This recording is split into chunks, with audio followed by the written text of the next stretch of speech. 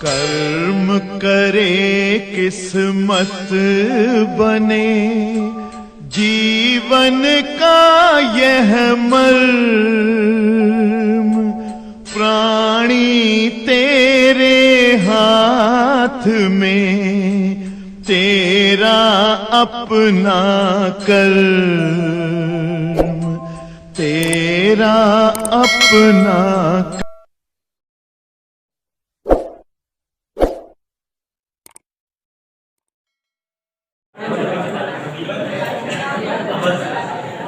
प्यारे बच्चों, कल की क्लास में हम लोगों ने पढ़ा था दर्पण क्या होते हैं।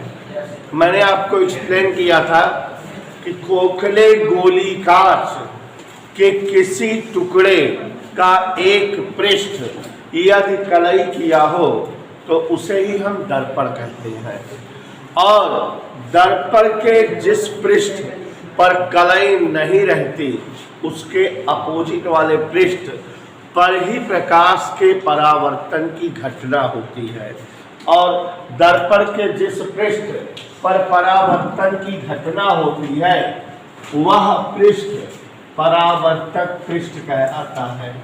और प्यारे बच्चों, परावर्तक पृष्ठ के आधार पर दर्पण 3 प्रकार के होते हैं। ऐसा कल की क्लास में हम लोगों ने सीखा था कि परावर्तक पृष्ठ के आधार पे दर्पण 3 प्रकार के होते हैं: समतल दर्पण, अवतल दर्पण और उत्तल दर्पण। समतल दर्पण की कई सारी विशेषताएं बताए थे कि एक ऐसा दर्पण जिसका परावर्तक तल समतल हो, समतल दर्पण कहलाता है। समतल दर्पण के सामने रखी किसी वस्तु का सदैव सीधा प्रतिबिंब बनता है, सदैव आभासी प्रतिबिंब बनता है। दर्पण से जितनी दूरी पर वस्तु रखी होती है दर्पण में उतना ही पीछे उसका प्रतिबिंब बनता है। समतल दर्पण से किसी वस्तु का प्रतिबिंब वस्तु की ऊंचाई के समान ऊंचाई का बनता है। समतल दर्पण का रेखीय आवर्धन +1 होता है। समतल दर्पण की फोकस दूरी अनंत होती है। समतल दर्पण की वक्ता त्रिज्या अनंत होती है। और यह भी समझाए थे मुनैसा जी कि समतल दर्पण के द्वारा पार्श्व परावर्तन होता है, वस्तुओं के अगल बगल बदल जाते हैं। और बच्चों, समतल दर्पण के द्वारा किसी भी वस्तु का उत्क्रमणीय पार्श्व परावर्तन होता है। AOH, M, T इन सब का जो है उत्क्रमणीय परावर्तन होता है, वैसे का वैसे दिखते हैं। 2 समतल दर्पण यदि थीटा कोण पर झुका कर रखे हों तो उनके सामने रखी वस्तु का 360/θ-1 प्रतिबिंब बनता है।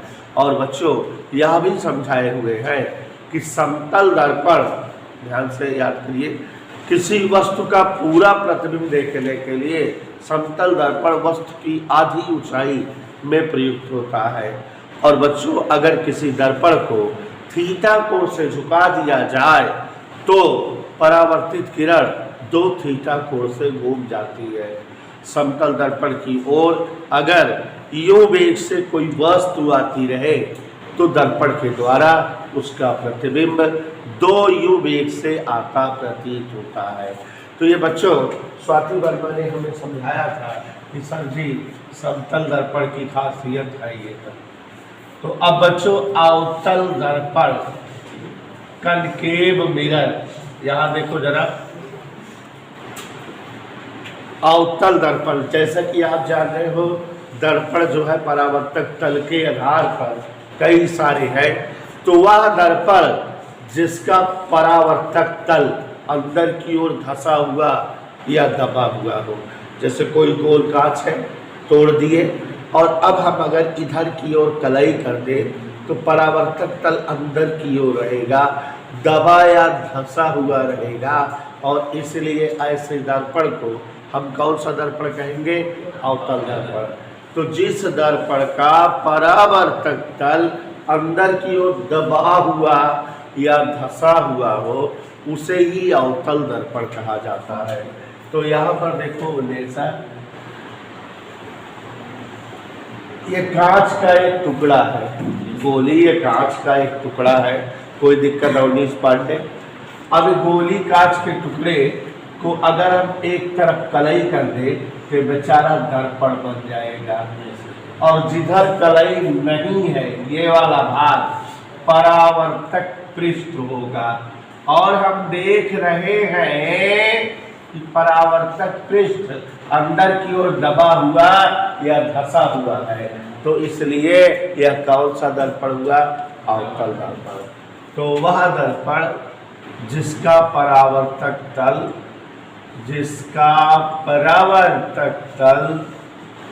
गौर फरमाइएगा,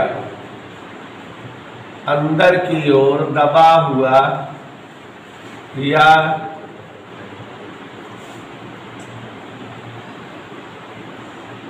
धसा हुआ हो, उसे ही अवतल दर्पण कहते हैं। वह दर्पण जिसका परावर्तक तल अंदर की ओर दबा हुआ या धसा हुआ हो, उसी दर्पण को अवतल दर्पण कहते हैं। यहाँ पर देखो जरा, मिस स्वाति, क्या बना है ये? कांच का खोखला गोले का टुकड़ा है, माने गोली कांच का एक टुकड़ा है, पक्का।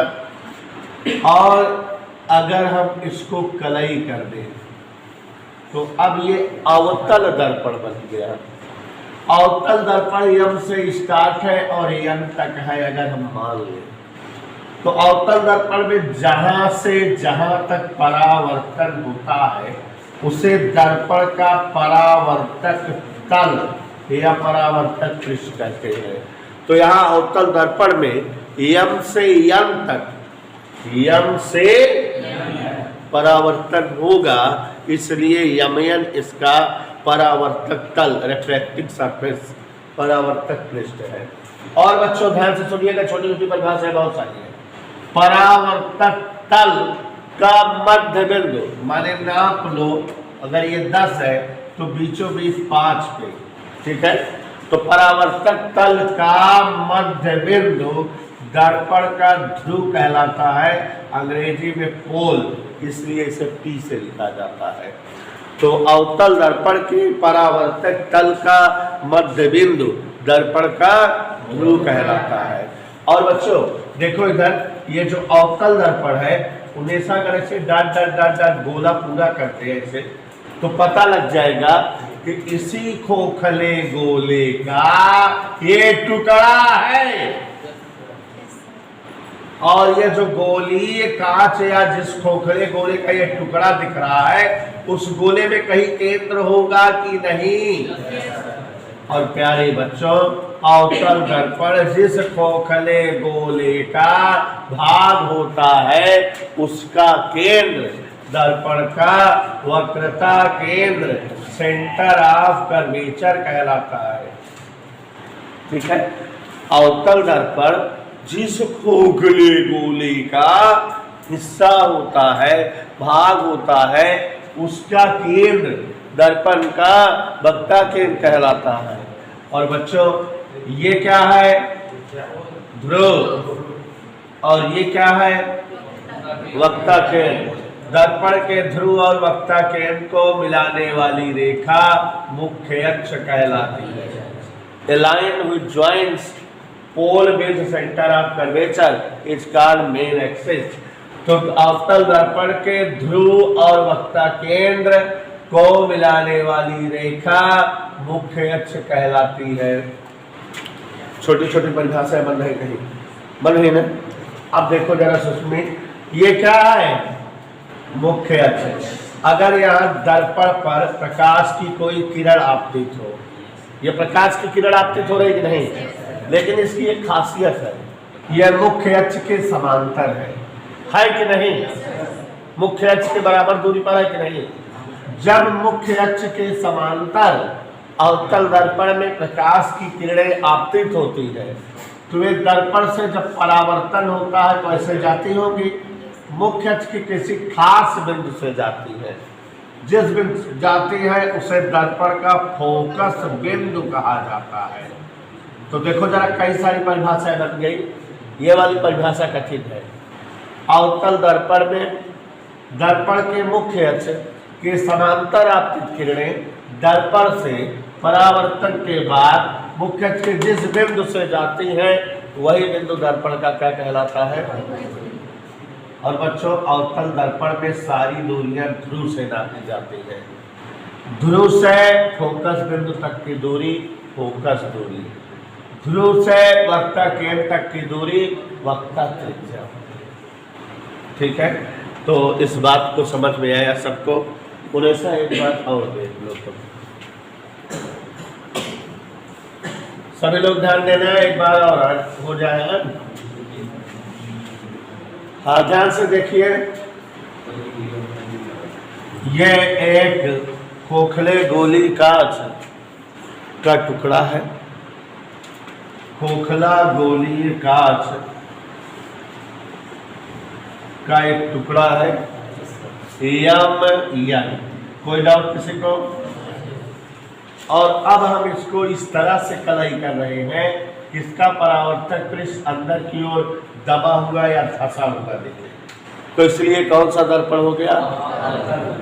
अवतल दर्पण में यम से यम तक परावर्तन होगा, तो ये यम क्या हो जाएगा? परावर्तक पृष्ठ। कोई दिक्कत किसी को? परावर्तक पृष्ठ पूरा नाप लो और उसका मध्य बिंदु क्या होगा? दर्पण का ध्रुव।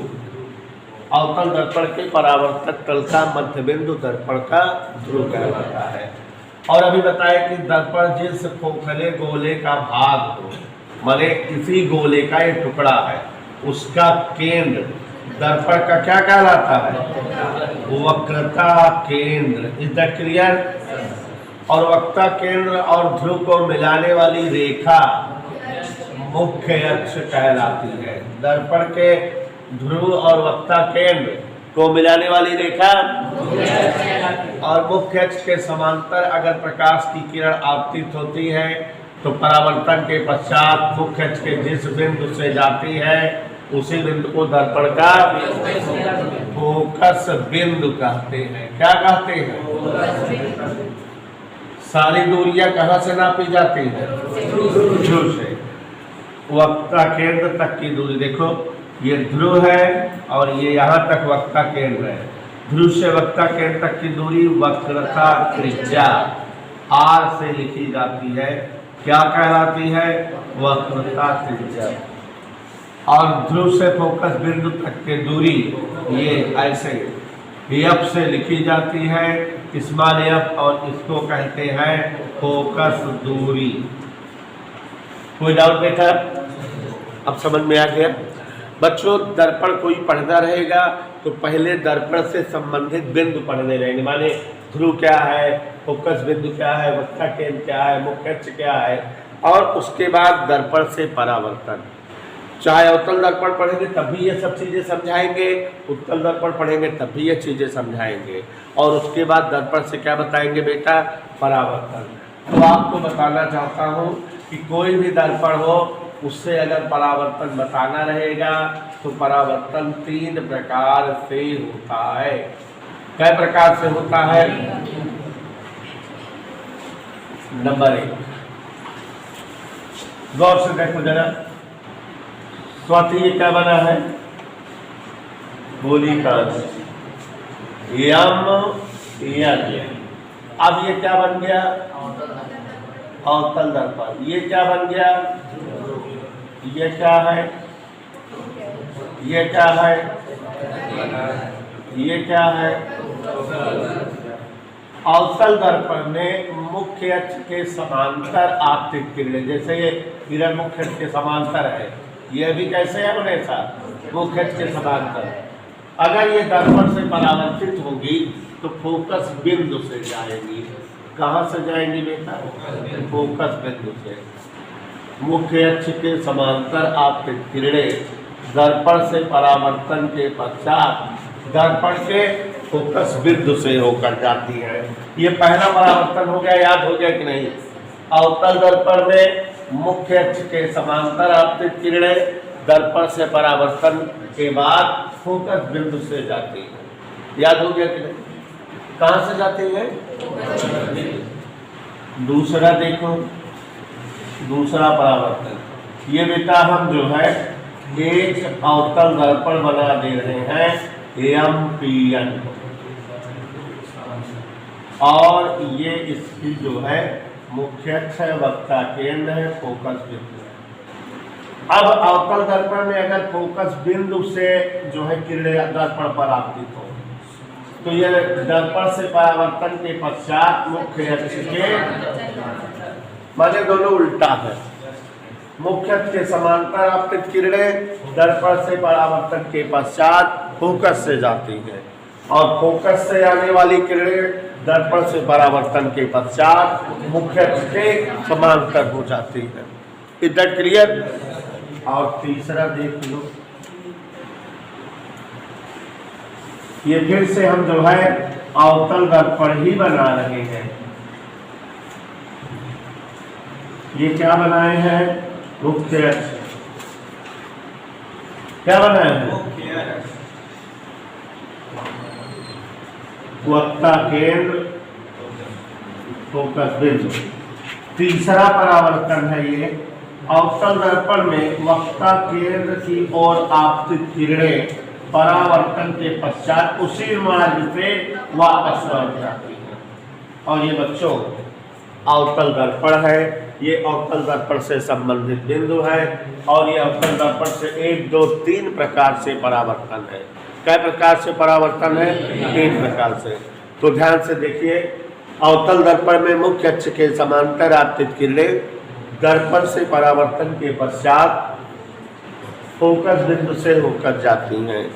अवतल दर्पण में फोकस बिंदु से आपतित किरणें दर्पण से परावर्तन के पश्चात मुख्य अक्ष के समांतर हो जाती है। वक्ता केंद्र से आपतित किरणें परावर्तन के पश्चात उसी मार्ग से वापस लौट जाती हैं। तो ये बच्चों अवतल दर्पण और उससे संबंधित